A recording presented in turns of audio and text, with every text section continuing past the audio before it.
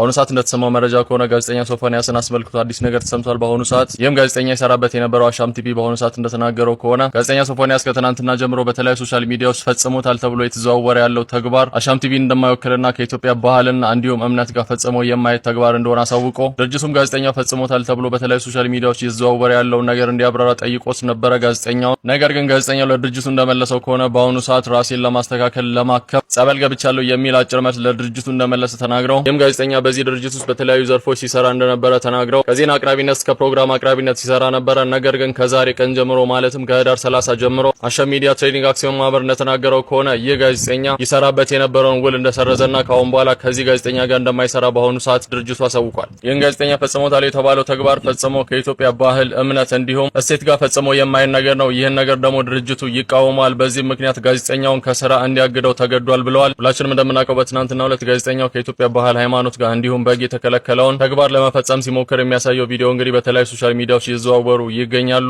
እሱም ለዚህ ተግባር ማስተባበያ ብሎ ፖስት ያደረገውን በሶሻል ሚዲያው በአሁኑ ሰዓት አንስቶታል። አሻም ቲቪ ከጋዜጠኛ ሶፎንያስ ጋር ያለውን የስራ ስምምነት በአሁኑ ሰዓት ሰርዟል። ከዛሬ ቀን ጀምሮ ማለት ነው። ብሩክኔ አዲስ ነገር ካለ መለስ ይሆናል።